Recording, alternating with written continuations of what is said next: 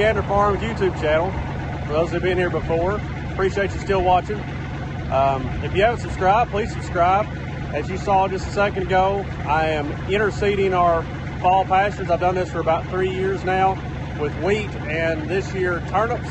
So now I'm about to interseed my yard. So hope you enjoy.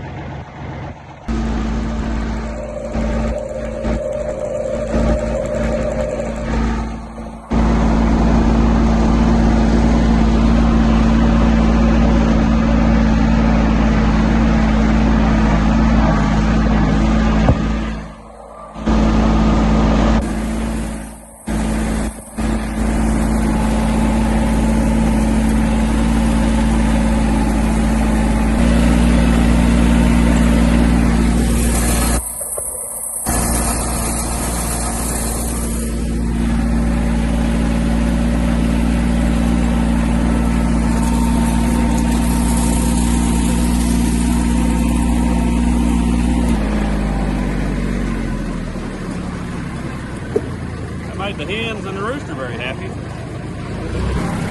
here's our pumpkin plants. I guess there's 2 original plants there that were volunteered from last fall. My wife had them set there by the door, and well, this year they just grew.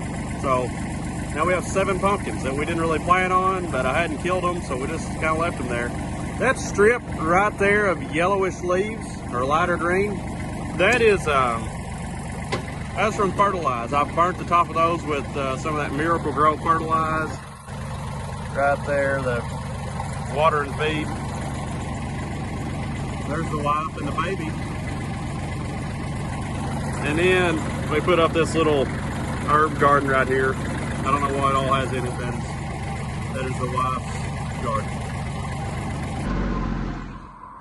So why do I interseed my yard? Well, as you see, we have chickens there, and we have those hens year-round. And in this fall, we raising some pasture broilers, and I want them to have some good green leafy material to eat. Some wheat and those turnips to eat this fall. Also, the wife likes to have a pretty yard. And I do too. Might as well keep it green, keep it from erosion. It also helps the soil health because we just have a crabgrass, clover, Bermuda yard. That's the mixture that I planted in 2020.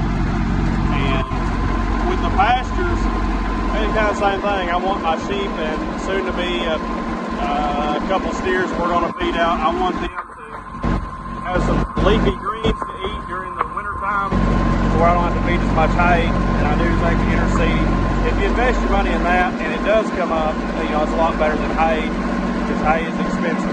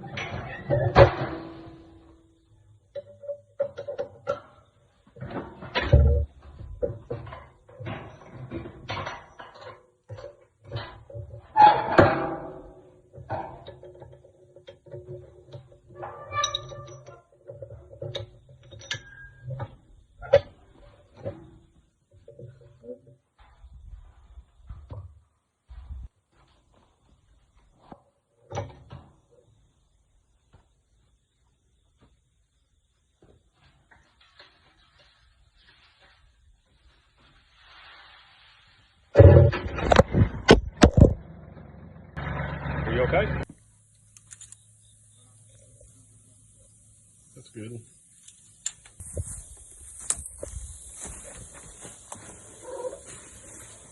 Dad bought this tractor when he had the dairy. Or maybe he bought it right before the dairy.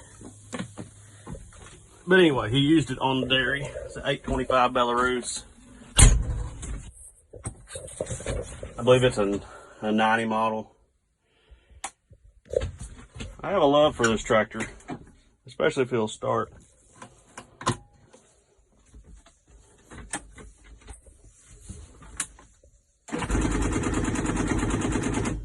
The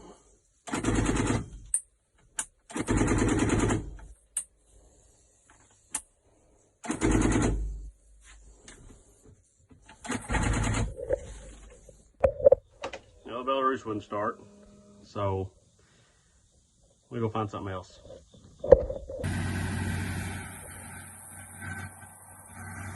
Well, Dad wanted to help, so I guess he's going to bush hog this in for me. The Belarus wouldn't start; it needs to be boosted. So we got the PW35 and the 14-foot bush hog on it.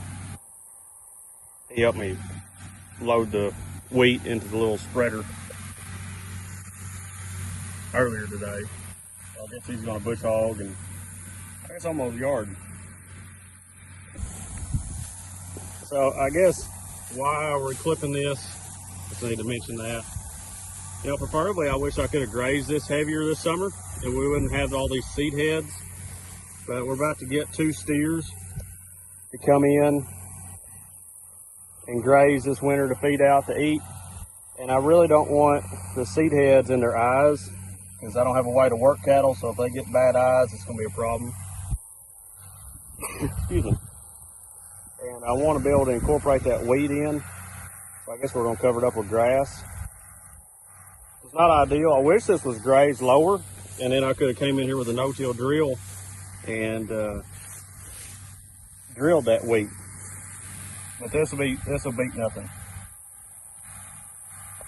Well, change plans for a mow the yard. We need to do a little doctoring on one sheep that's really got pulled down, not doing very good. So, get my medic kit.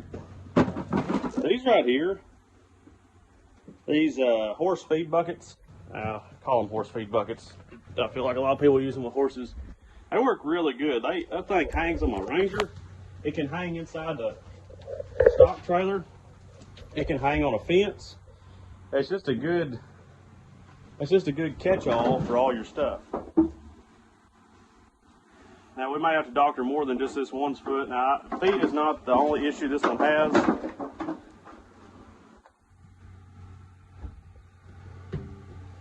So we'll see if we can start a rodeo.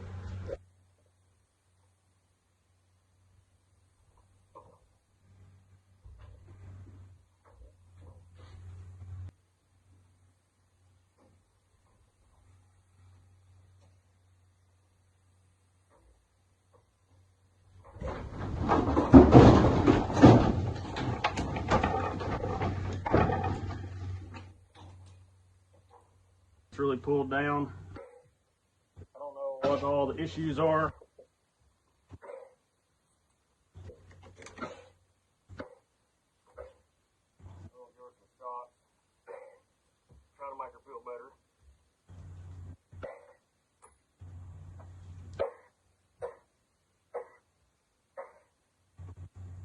Really pulled down.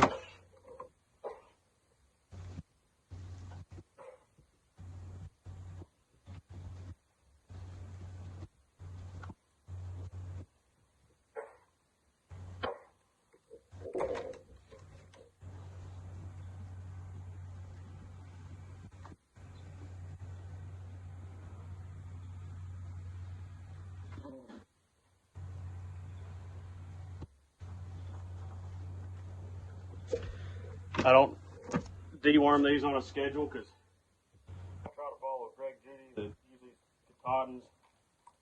Don't start deworming them because it is a lot to manage. I deworm them all the time. So I am going to deworm this one. That might be the main issue.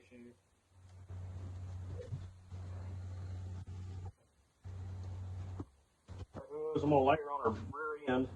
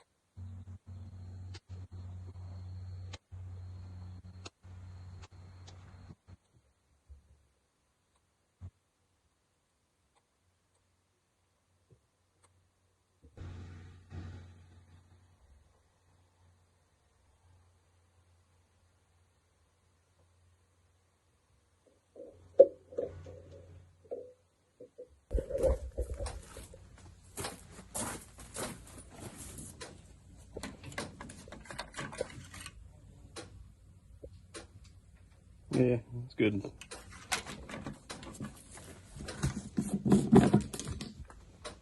Yeah, it's good. This is a Skag lawnmower. Not sure what they're called. Might be a Tiger. Our school used to use these when my dad,